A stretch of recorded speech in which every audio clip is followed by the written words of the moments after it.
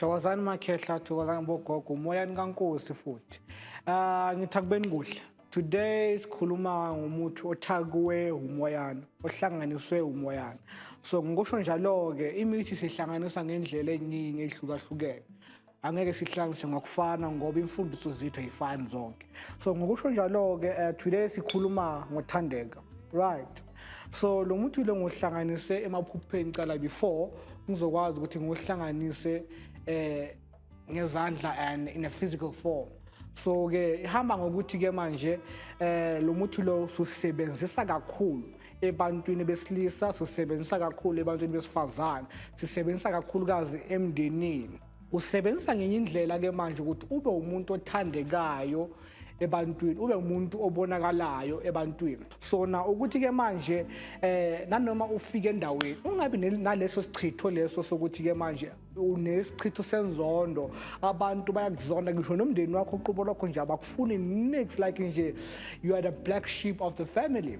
So ke lo muntu ungena ngalendlela ke manje ukugeza amacala, ukugeza wena muntu ukuthi manje ugezeke all these dark energies that you possess zikwazi ukuthi ke manje zisuke so that nanoma abantu bakubheka ungabi na this bad thing, this bad vibe unukela abantu kabi ngoba manje it's an energy ekumele ukuthi kwamele isuse, which means uhamba nesithunzi esibi esenza ukuthi manje nanoma abantu bakubheka ube nenzondo ngenye indlela exakile. So lo muntu uhlanganiswa ke manje ngokuthi mawuzogeza ngawo ugeza kuphi emfuleni ngenkukhu enjani, ngenkukhu yempangela uyogezwa ngayo ukuthi manje ugezwa amacala nalesithunzi leso sihamba naso siyokhishwa ngalo muthi lo ukuthi manje ukwazi ukuthi manje uthande ngendlela efanelekile nanoma uhamba ufuna uyomsebenzi awuthola umsebenzi nje izinto zakho zimnyama ngendlela exakile. So now nanoma ufika ku interview bathi siyavuma ke nayo umsebenzi yawuthola sidukuduku akusakuveli lutho ngoba uhamba nesithunzi esingekho right esivala yonke inhlanhla zakho, esivala ngisho umsebenzi, esivala ngisho kwasana. Manje iThandeka ingena ngesimo sokuthi ke manje mawuzogeza ngayo, mawuzofutha ngayo, mawuzophalaza ngayo, ingena ngokuthi ke manje ukugeza lesi sithunzi esibi, ugeza lo mkhokha wena ohamba naso ngoba manje uba umuntu othi nanoma ubamba izinto ziba mnyama, each and every single thing oyibambayo nje iyashintsha iba mnyama. Nanoma emsebenzini usheshe ukhathalo uyamangala ukuthi kwenziwani kanti ayikhona khehla isimo sokuthi uhamba nesithunzi esibi esingekho right. So lo muntu noma uzosebenzisa ke manje ufaka emanzini abandayo, uyageza ngawo, uyayikhulumisa ukhuma konke lokhu okufuna kodwa mawusophuma kuphi emfuleni sokuceda kuyolahliswa lesi sithunzi lesi esibi ngoba manje mawuzofaka lo muntu wenhlanhla ke manje ufaka ngendlela ukuthi manje izinto zakho zikukhanyisele, uthola umsebenzi, uthandeke, i-relationship yakho ibe in order ngoba manje uthola manje it's conflicted ngendlela exakile, nixabana nje each and every single day, kunesithunzi esingena phakathi kunini esenza ukuthi manje ningahlangani ngendlela e-right. So lo muntu noma sofika kuwena uyawugeza ngawo, uyafutha ngawo, uyaphalaza ngawo. So na mawuzophalaza ngawo khona enye indlela futhi esithanda ukuthi usebenzise ngakhona. Let's say for instance usemsamo ke manje uyophahla, right?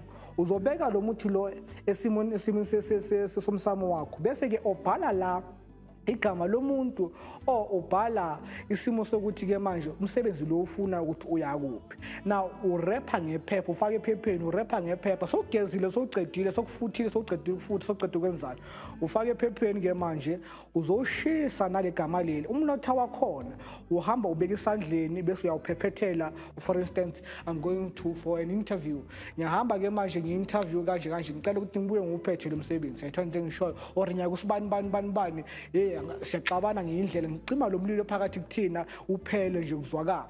Then after that ke izothumeka uye la kumele ukuthi ufike khona. Mafika endaweni ke usuyawuthola umsebenzi, mafika endaweni ke siyanathandana niba right isimo sakho sokuphila kuba naleso simo leso esenzakalayo. Wena mntana ekhehla kwamele manje uzame ke manje ukuthi ukhanyisele ngendlela efanelekile kodwa mawuzofaka phakathi kuwena make sure ukuthi uphahlele, mawuzofaka phakathi kuwena emzimbeni, mawuzophuza uzophalaza ngawo make sure ukuthi uyakhulumisa umsamo igama nje usho ukuthi ufuna ukuthi kube njani, ufunani, what's the goal ukuthi usebenzise lona muthi lo esimweni sakho sokuphila. Kodwa nje umuthi omuhle kakhulu ukuthi manje ukwazi ukukhipha isichitho esibi esifakwe kubani, kuwe, or esifakwe yini, osifake idlozi lakho, ukuthi manje idlozi lakho libe mnyama ngendlela exakile, ukuthi nomndeni wakho uqabane nawe, ungathandeki. So now kuba nalesi simo leso ukuthi vele emndenini khona abantu abangafuniwa, khona abantu nje abayuzwa ngendlela engekho right, kodwa bafuna imali zabo kodwa bona abafuni.